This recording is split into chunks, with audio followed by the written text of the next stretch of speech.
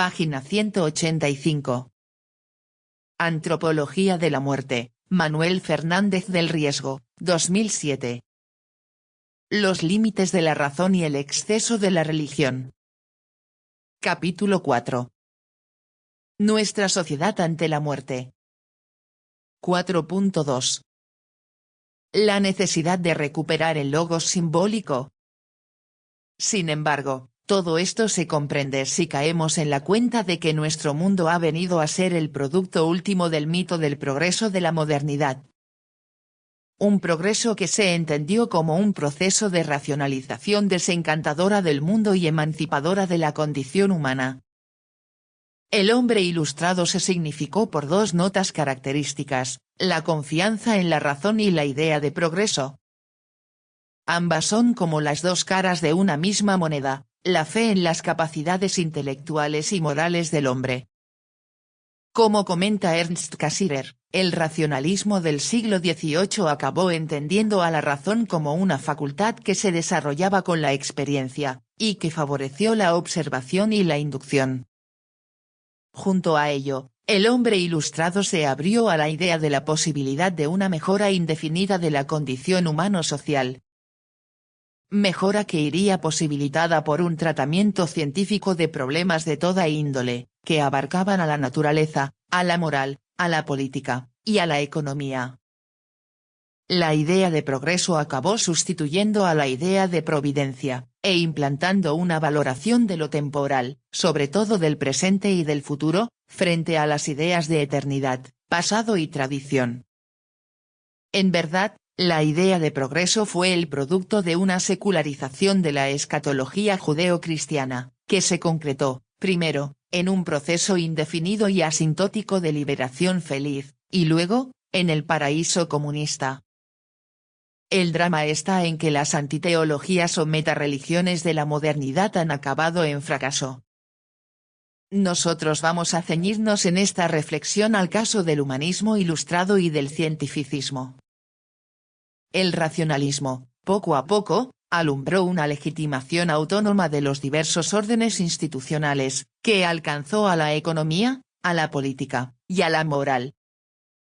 Lo primero se consiguió, como muy bien puntualizó Max Weber analizando el capitalismo occidental, mediante una organización racional del trabajo formalmente libre, una contabilidad racional, una organización burocrática, la separación de la economía doméstica y la industria, y un racionalismo jurídico. Weber, 1973, 12-17, 52 y ss.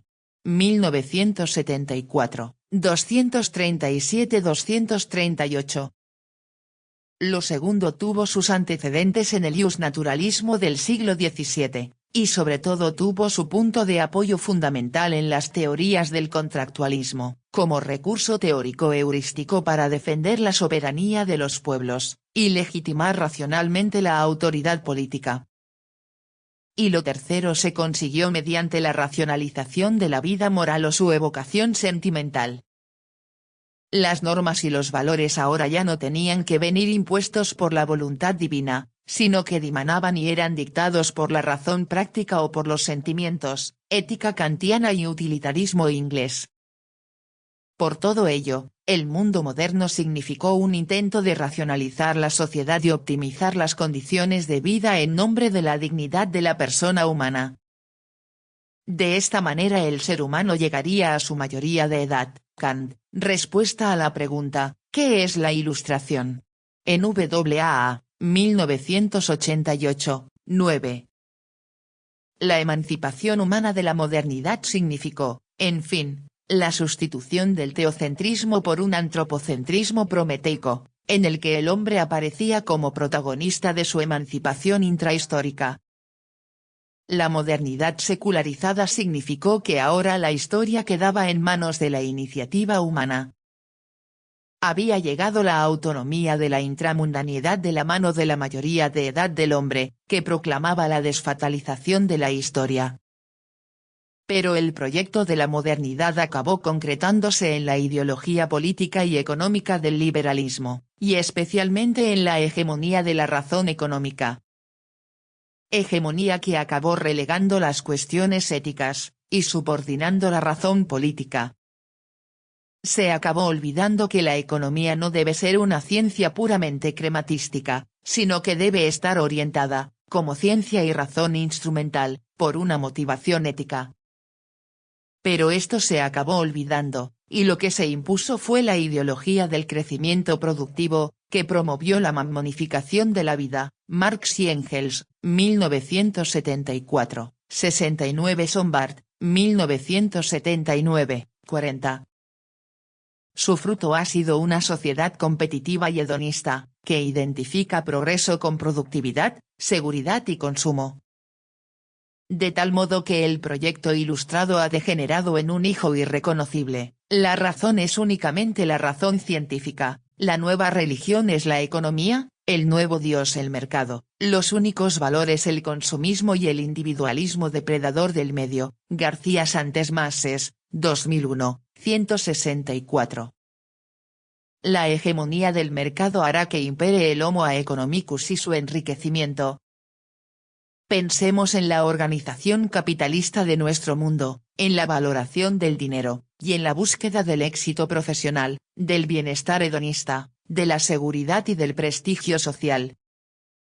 Seguimos siendo, pues, esos insolidarios sociales, como puntualizó Kant, a los que nos interesa la sociedad en la medida de nuestros intereses. Con relación al cientificismo diremos lo siguiente.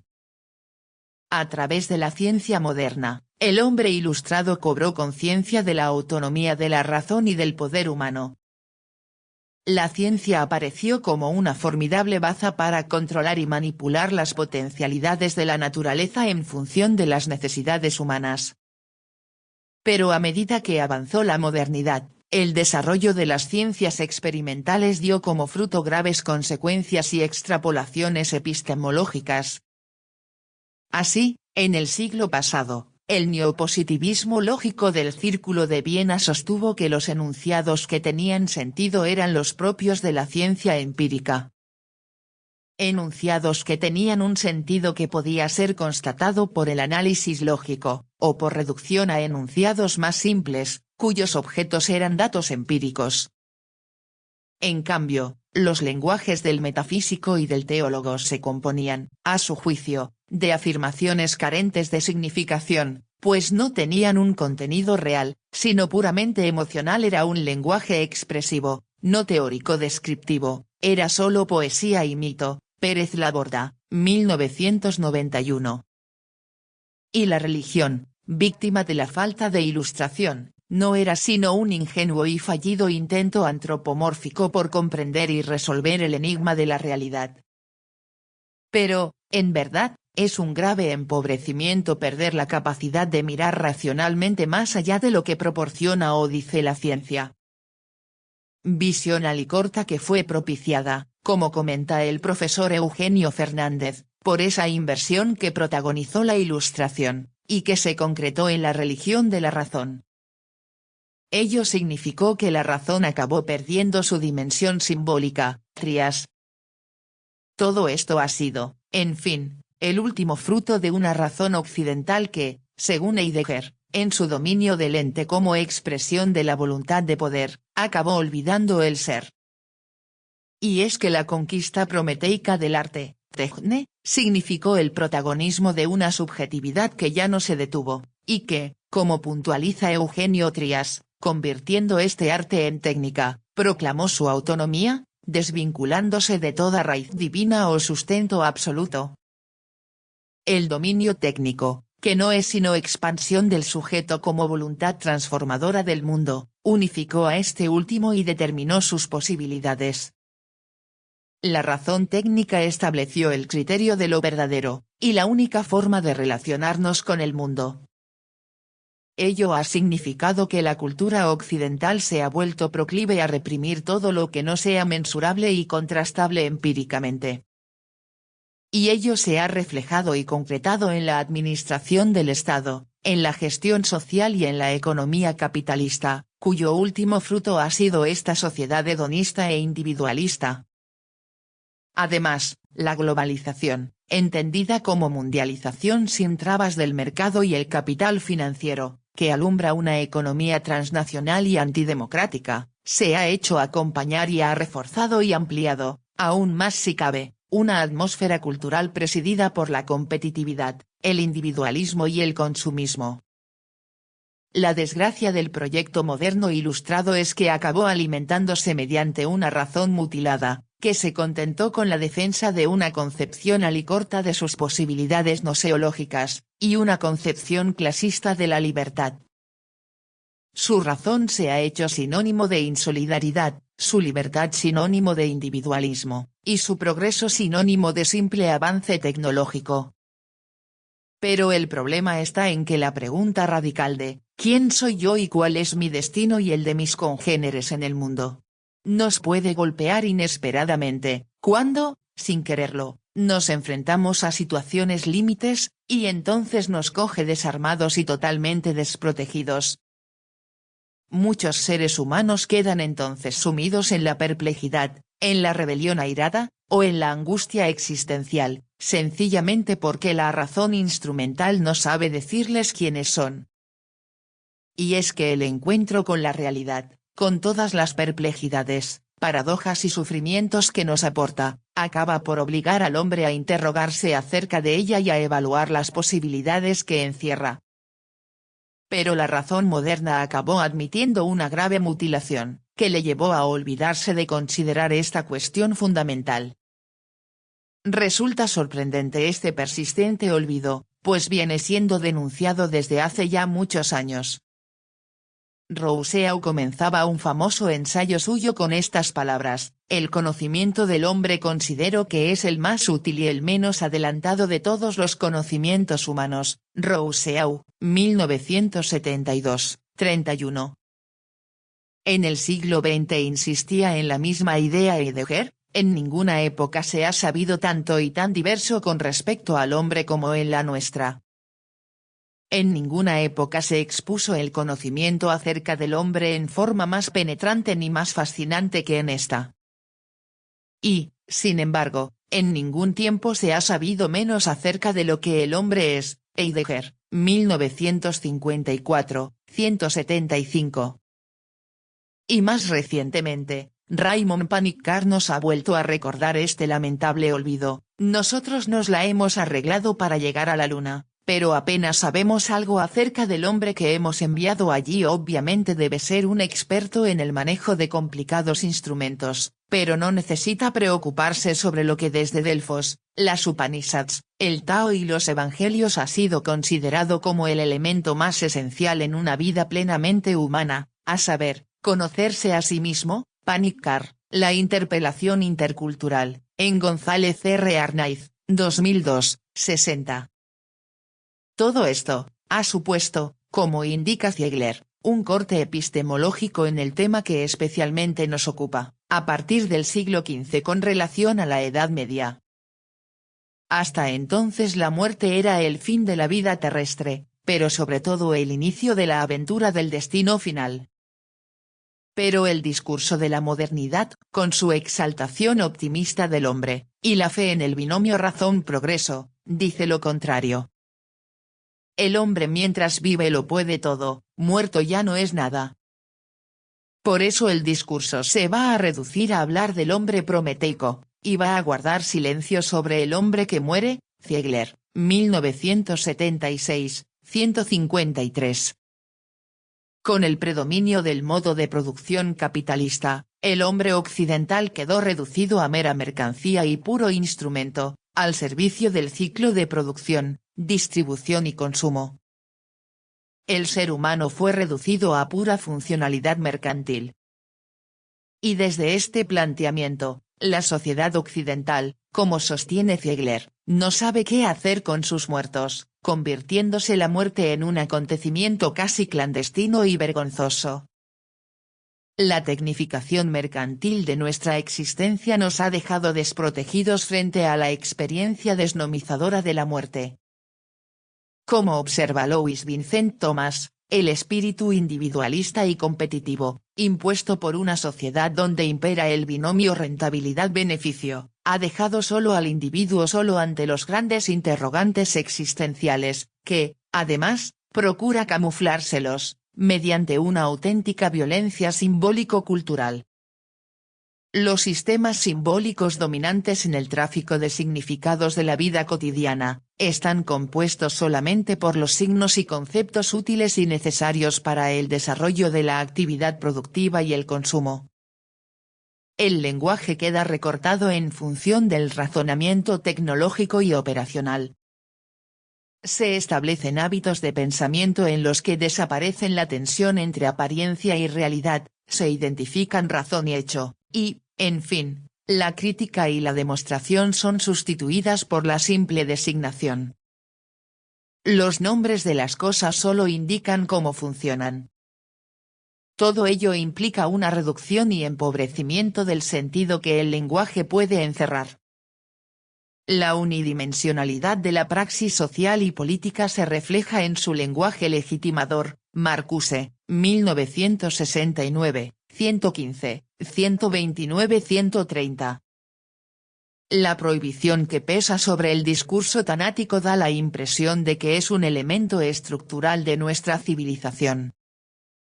Y esta pobreza y soledad del hombre moderno, si cabe, se ha acentuado en las últimas décadas. En la sociedad del bienestar y del consumo, la libertad ya no se entiende como una opción comprometida y coherente en una línea de acción iluminada por unos valores, que dibujan una vocación.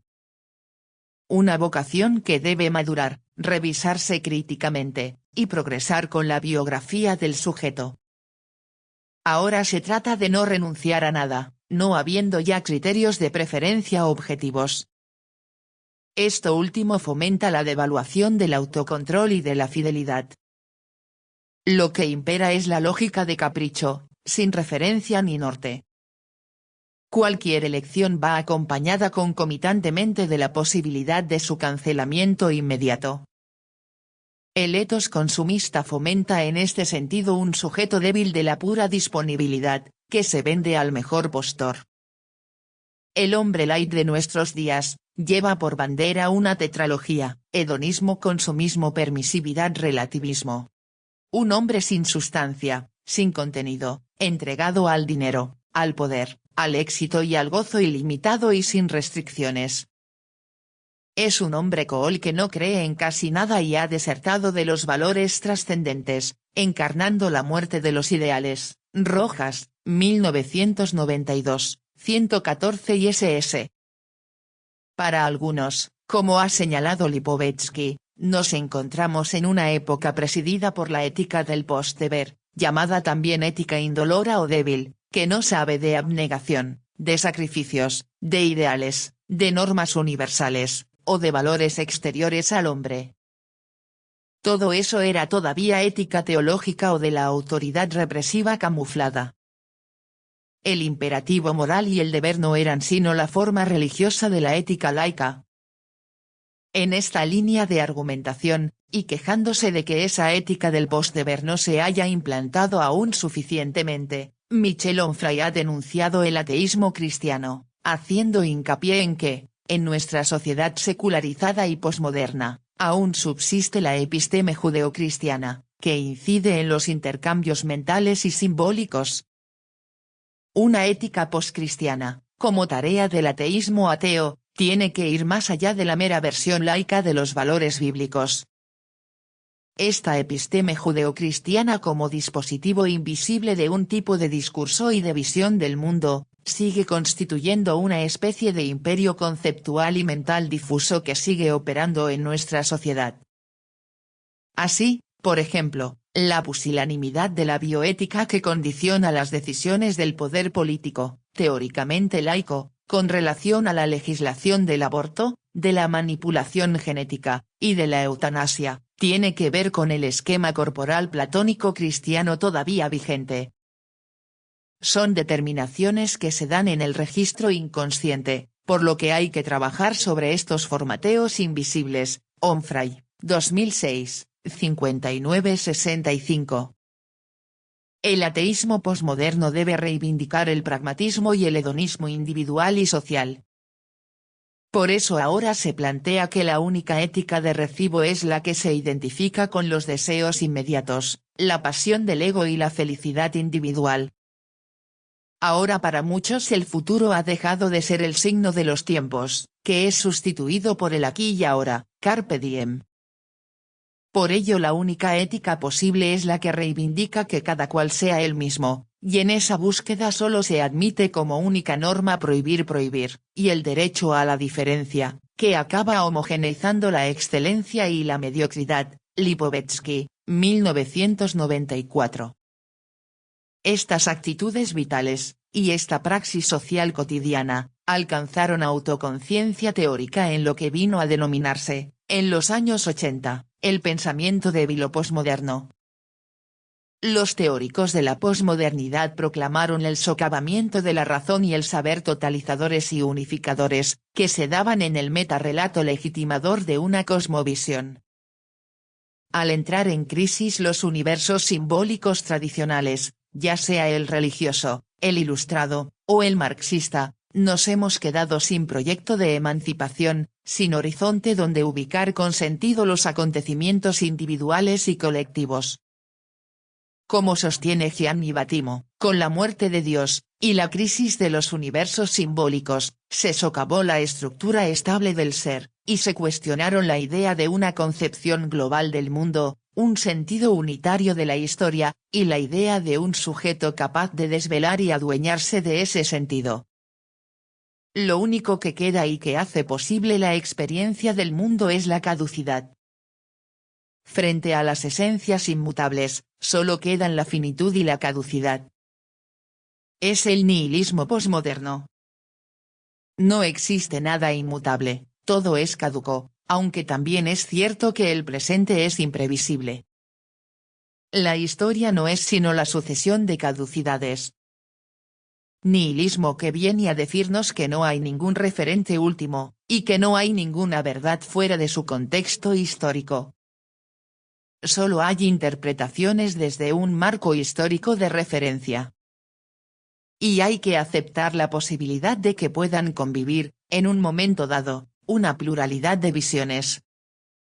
Ahora hay que tratar de vivir apoyado en los pequeños relatos, en el consenso o acuerdo coyuntural, parcial, temporal. Solo nos queda el discurso fragmentario, que trata de conformarse con un criterio de validez local, o puramente funcional, cuando no con el saber residual de la divulgación. Lyotard, 1984-1987. Battimo, 1986.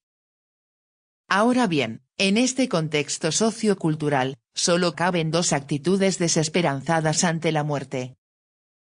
La estética actitud narcisista en la que el individuo ensimismado en sí mismo, e instalado en su cuerpo, solo busca su propio gozo, absolutizando el presente y olvidando o ocultando la muerte, o la cínica que rezumando un desabrido escepticismo, intenta apurar lo que da de sí el presente, ya que no hay otra cosa. González de Cardedal, 2003, 146-147, 150. Este clima moral y estético también se ha reflejado en ese intento de disolución del individuo en el microgrupo. Es el tiempo de las tribus, que ya analizó Michel Maffesoli, en el que el individualismo moderno se sustituye por el sentimiento colectivo, que tienen mucho de festivo hedonista y de trágico. Hay que vivir el ahora y acomodarse a lo que hay, sin soluciones posteriores ni definitivas. Se intenta vivir, como analiza este sociólogo francés, el instante eterno, en el bullicio cultural y la intensidad del momento. Pero este presentismo estético colectivo de las pandas y de las tribus urbanas de jóvenes no deja de rezumar un pesimismo nihilista, que acaba traicionándolos, y dejándolos desprotegidos y sin respuesta ante los enigmas de nuestra subjetividad. Una irrenunciable subjetividad que no es lo mismo que individualismo egoísta e insolidario. Está claro que la desestructuración del sentido, la pérdida de la propia identidad y autoestima, y la falta de expectativas están, en gran medida, entre las causas de la drogadicción y la violencia gratuita y lúdica de muchos jóvenes, que hoy alcanzan cotas realmente preocupantes. Es por ello por lo que, curiosamente, en la sociedad posmoderna se ha producido un proceso de reencantamiento, en el que han surgido nuevas formas de manifestación y comportamientos religiosos, aunque teñidos de subjetivismo y atomización. Una venganza de lo reprimido, como llama a este fenómeno el profesor Mardones, que se ha traducido en una búsqueda de lo anómalo, y de lo sorprendente como modo de reivindicar la necesidad de trascendencia. Ante este fenómeno algunos estudiosos sostienen que actualmente nos encontramos en el umbral de lo que podríamos entender como tercera modernidad en la que, tras la muerte de Dios, Marx, Freud, Nietzsche, y la muerte del hombre, Foucault, Levi Strauss, Lacan, asistimos a una nueva búsqueda o retorno de lo sagrado. Y es que la sociedad y el individuo se resienten al sentirse desprovistos de respuestas ante las cuestiones fundamentales, que siguen latentes, y que tienen que ver con nuestra identidad.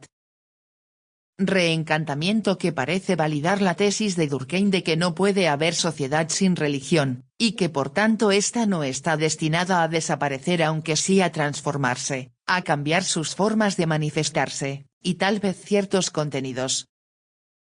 Las nuevas manifestaciones religiosas, y sus equivalentes funcionales, constituyen hoy un mundo abigarrado y caleidoscópico: sectas, religión light, prácticas y experiencias ocultistas, mágicas y místico-religiosas, astrología, quiromancia, tarot, futurología, e incluso la llamada pietas profana o sacralización de lo secular y cotidiano como el culto del cuerpo, la música, el sexo, etc.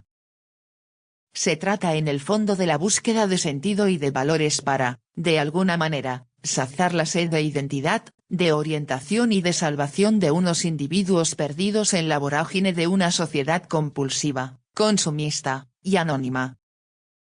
Claro que en todo este fenómeno aparecen comportamientos polimorfos, que son difíciles de clasificar, y que a veces merecen el juicio negativo de los intelectuales. Nuestro clima psicológico y social es el más infestado por la superstición y el irracionalismo de todo tipo desde el declinar de la Edad Media y, quizá, incluso desde la crisis del mundo helenístico. Steiner, 2001, 88. Se está dando además un abuso de la analogía para acentuar la polisemia de los términos, y se termina por llamar religión a comportamientos que nada, o muy poco, tienen que ver con ella. Todo ello está implicando una auténtica inflación del término religión. Hay muchos comportamientos donde juegan símbolos que no tienen la suficiente densidad significativa, esto es, la realidad a la que quieren decir relación no tiene la suficiente relevancia ontológica y axiológica, y la actitud con la que se relacionan tampoco es la genuinamente religiosa, actitud de trascendimiento y de apertura a la salvación. Por ello muchas de estas prácticas, a la postre, también se muestran impotentes frente a las contingencias y miserias humanas. Ante este panorama, tenemos que volver a apostar por la humanidad y por la razón como instrumento descifrador del enigma humano.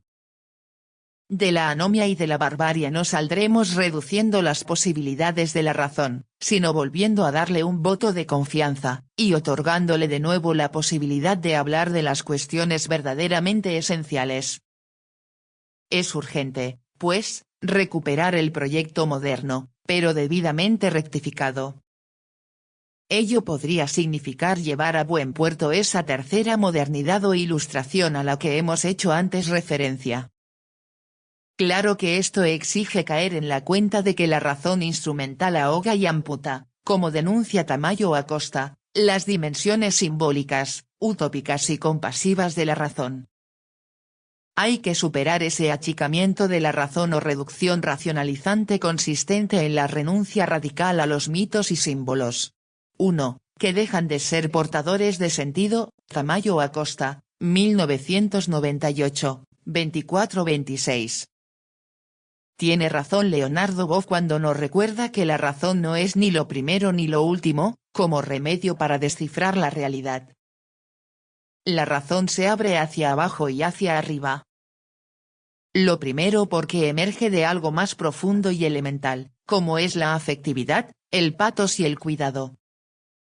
La experiencia de la vida viene primariamente iluminada, no por el logos, sino por el patos, por esa capacidad de ser afectado y de preocuparse por el cuidado y la responsabilidad por los otros, que nos puede alegrar, pero también entristecer y angustiar. Somos primariamente deseo, compasión, ternura, amor, aunque también celo, envidia y desamor. Y la razón también se abre hacia arriba, como hemos indicado, porque se abre a la experiencia espiritual, mediante la que nos descubrimos abiertos a la totalidad, y siendo parte de la misma. De ahí que la inteligencia sea emocional. Desde esa dimensión emocional de la inteligencia se comprende lo que afirma Marina, los sentimientos, pues, son simbólicos. Son también expresivos, es decir emiten signos, y comprenden los signos emitidos por otros, Marina, 2001, 44. Por ello, en verdad, no hay oposición entre patos y logos. El pensamiento viene precedido y es animado por un corazón que siente. De la combinación de ambos surge el cuidado como relación amorosa con la realidad, que la descubre como valor, y que tiene como objetivo su conservación y desarrollo. En este sentido podríamos aprender de muchas culturas arcaicas, que alimentaron un sentimiento de pertenencia y de parentesco universal, propiciador de la armonía, y de una visión holista de la realidad. La corrección que necesitamos tiene que consistir, sobre todo, en recuperar una razón integral, que no desprecie ninguna de sus posibilidades, y que nos ayude a superar la esquizofrenia de nuestra cultura, que solo se conforma con conocimientos fragmentarios e hiperespecializados. Esto tiene que significar caer en la cuenta de que los grandes problemas de nuestro mundo actual, pueden ser, en alguna medida técnicos y socioeconómicos, pero sobre todo, éticos y relacionados con el sentido de lo último y verdadero. El ser humano que necesitamos es uno que esté abierto a la realidad con toda su profundidad, y por eso se cuestione por el origen, y por los valores que realmente valen la pena. Con Habermas diremos que el interés práctico, el entendimiento entre los hombres, y el interés emancipativo, la liberación del hombre, deben ser los catalizadores de esta razón integral. Esta última la identificamos con una racionalidad amplia, que intenta ser respetuosa con la densidad y complejidad de lo real, sacudiéndose la falta de curiosidad y de asombro de una razón mutilada y perezosa, Argullol y Trías, 1992, 50, 81-82. Es, pues, necesario, reivindicar una razón que, en cuanto práctica o moral, custodie, oriente y sobredetermine a la razón técnica y a la razón política, y una razón que lleve hasta el límite sus posibilidades de inquirir, y así acabe preguntándose por el origen de todo. Hay que recuperar el problema ontológico. Hay muchas dimensiones de la razón, y no deberíamos renunciar a esa dimensión de la misma que se pregunta por el sentido global de la realidad. Las ciencias pueden describir, e incluso explicar en parte lo que hay, pero la cuestión del ser, el hecho de que los fenómenos sean, eso la rebasa, teniendo humilde y necesariamente que guardar silencio ante ello. Solo una razón integral puede volver a recuperar la inquietud por un saber de ultimidad, tanto teórico como práctico. ¿Por qué toda la realidad? ¿Para qué toda utilidad? Tiene razón Ramos Centeno cuando afirma que lo verdaderamente irracional es reducir la razón a mera razón científica. La razón no puede renunciar a abordar las cuestiones éticas, políticas y metafísicas. Como instancia crítica es un arma a la que no debemos de renunciar al intentar desvelar lo verdadero y lo último. Solo si elevamos nuestra capacidad de cuestionamiento a este nivel, nos situaremos en un plano de abordaje adecuado para enfrentarnos al enigma de la muerte, y podremos llevar a buen puerto, insistimos, el proyecto ilustrado. reto y tarea que puede llevarnos a plantear la posibilidad de compatibilizar la autonomía de la ciencia con la apertura al misterio, y la autonomía de la moral con una teonomía bien entendida, que es aquella que convoca a la libertad humana, pero que a la vez es garantía contra el nihilismo moral. Pero esto exige, insistimos, una redefinición de la razón que revise sus posibilidades y sus límites. Y eso último también es importante. Al respecto es aleccionador el ejemplo de la filosofía racionalista. Se acabó intentando una autorreflexión de la razón, que acabó elucubrando sobre su propia autorrevelación. Aventura que partiendo de Descartes llegó a su cenit con Hegel y su identificación entre ser y nada. Esta aventura intelectual nos enseña, como puntualiza el profesor Estrada, que, cuando la razón busca su autosuficiencia en su absolutización, da como fruto el nihilismo. Curiosamente, la crisis de la razón resulta hoy una ocasión para volver a plantear el tema de la trascendencia y de Dios. Aprendiendo la lección del pasado, Trías en sintonía con Ricoeur, como ya vimos en el capítulo 1, nos recuerda que no es posible una filosofía sapiencial, que no presuponga como a priori una revelación. La reflexión filosófica venía precedida y se alimentaba de una revelación simbólica de lo sagrado. Y en este sentido, pensar la razón exige pensar la religión. La razón no puede fundarse en su propia productividad, sino que necesita para su constitución, una trama lingüística y narrativa, con la que se encuentra entretejida, que la nutre, y que constituye su marco simbólico religioso. Por eso, y volvemos a repetirlo, no podemos desligar el logos del mito. Y es que el logos, en última instancia, se alimenta y descansa en el mito, sin el que acaba perdiendo vitalidad. Si se desvincula de él, se malogra en una malentendida autosuficiencia. Se debe de mantener una interconexión entre ambos. Hay principios sobre los que se construyen teorías y sistemas filosóficos. Ellos encierran o se identifican con creencias y performativos que se dan por sentado, y que nos remiten en último término a la tradición y a narraciones mítico-religiosas. Como nos han enseñado Eliade y Panikkar, el mito alimenta la fe y la creencia, ya sea en Dios, en la humanidad, en el conocimiento, en el orden o en el futuro. Y la tarea del logos será discernir el valor de los símbolos. Por ello, no debemos de contraponer el símbolo y el concepto, pues el primero siempre ofrecerá nuevas posibilidades a la articulación conceptual, y el segundo no deberá renunciar a su vigilancia crítica. Desde una perspectiva diacrónica, la filosofía se inspiró en la religión. Concretamente, la filosofía occidental se alimentó de muchas referencias que tomó de la religión bíblica.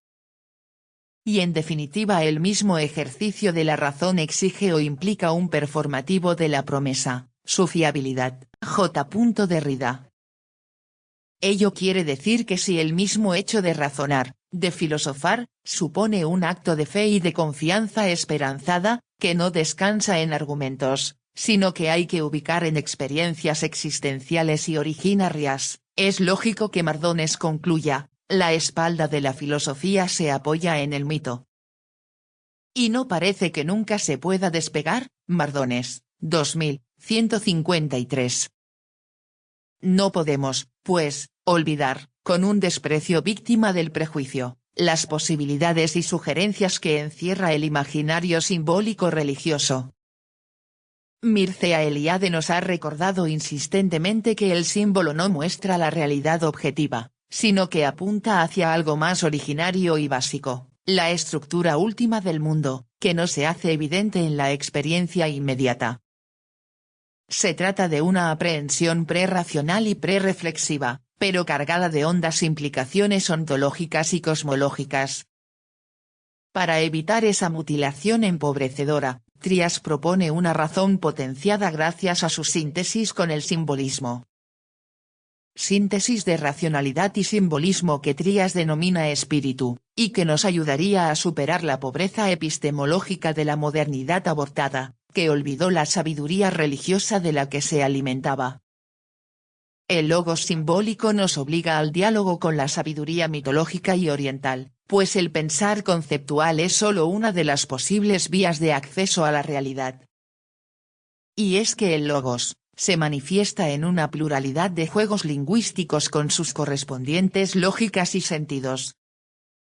Concretamente Panikkar, entre otros, nos ha recordado que junto al pensamiento conceptual, está también un pensamiento no discursivo ni hilativo, una conciencia imaginal, icónica, una intuición no reflexiva, etc. Panikkar, religión, filosofía y cultura, en González R. Arnaiz, 2002, 131. Y es que el círculo o la órbita de la razón no es solo el de la conceptualidad estricta. Recuperar el logo simbólico significa intentar articular la razón con lo simbólico, como medida para ampliar nuestras capacidades de abordar el sentido profundo y holista de la realidad. Solo un concepto más amplio de razón, analógica y simbólica, iluminada también por la intuición y los sentimientos, nos puede permitir bucear en la profundidad para desvelar un significado y sentido último. Y en relación con esto, es oportuno recordar algo que ya hemos indicado anteriormente, que, frente a las preguntas últimas, se ponen en juego todas las facultades del espíritu humano, no solo la razón conceptual, sino también los sentimientos, lo imaginario, los deseos, y la voluntad. Y a todo ello nos abre al amplio juego del logos simbólico. No se trata de certezas indubitables y coactivas, sino de opciones existenciales, personales, con un margen de incertidumbre y riesgo. Aquí debe entrar en juego, como dice González Faust, una razón estimativa que nos ayude a iluminar y manejar ordenadamente nuestra afectividad, con la que tanto tienen que ver nuestra autoestima, nuestra voluntad de ser, nuestros miedos y angustias, etc. En el orden del conocimiento el corazón debe contar junto con la razón. Se trata, a la postre, de reivindicar una concepción de la razón más amplia, que la identifica con el intento humano de ordenar el caos de la realidad, para poder vivir con sentido. Y ello porque la motivación última de nuestra inteligencia es alcanzar un sentido global que nos sitúe en el mundo. Esto, evidentemente, tendrá que ser tarea de una razón simbólica, que también estará alimentada por lo imaginario, por lo emocional, el deseo, y lo axiológico. Y cuando en ese contexto se quiere argumentar conceptualmente siempre aparece en el límite la paradoja. Es algo que ya vimos al tratar la metafísica del acto creador y las relaciones entre el ser absoluto y los entes criaturas. O cuando abordamos el irresoluble enigma moral del mal y la bondad divina. A modo de resumen, podríamos decir que el acabamiento del proyecto ilustrado necesita de la complementariedad de la racionalidad lógico-científica con la racionalidad simbólica. O dicho también de otro modo, que el hombre razonable, sin renunciar a las posibilidades instrumentales de la ciencia, no renuncie, a priori, a escuchar lo que le dice el hombre piadoso. A legitimar esta tesis nos ayuda el recordar simplemente que hay una función en la que la religión no ha encontrado quien la reemplace, la de ofrecer consuelo y esperanza frente a la experiencia del mal y de la muerte. Habermas, 1975, 33-2001, 138. La religión proporciona, en último término, un tratamiento simbólico expresivo de aquello que se resiste a un abordaje argumentativo plenamente satisfactorio, la contingencia, la injusticia, la solidaridad y la compasión. Para comprender mejor nuestra tesis, recordemos que el hombre razonable es el que confía en la razón para descubrir un sentido inmediato o inmanente del mundo y de la vida. Cree en la posibilidad del progreso como un proceso de racionalización y ordenamiento de la vida humana mediante la prosecución de metas y proyectos, gracias a las posibilidades de la razón técnica, y de la razón moral y política. Y el hombre piadoso, yendo más allá, ve en la capacidad de asombro y de veneración la llave para abrirse a un misterio con el que acaba encontrándose. Misterio que solo puede anunciar, como exigencia de sentido y fundamento último, una razón filosófica, ontológica y práctica, y por tanto integral, estimativa y simbólica, iluminada por los contenidos míticos simbólicos, y en el que el ser humano puede bucear algo si se deja alimentar por los mensajes y signos de trascendencia. Frente a la insuficiencia de la razón ante el enigma del mundo y el sufrimiento, el hombre religioso sabe abandonarse a una voluntad superior como garantía última de salvación. Este hombre razonable es también el que muchas veces echamos en falta a la hora de abordar algunas cuestiones y posibilidades, con las que se enfrenta el hombre contemporáneo, cuando se encuentra en el lecho del dolor, y con las actuales posibilidades del alargamiento clínico de la agonía. Temática de enorme actualidad a la que dedicamos el próximo capítulo. Página 201.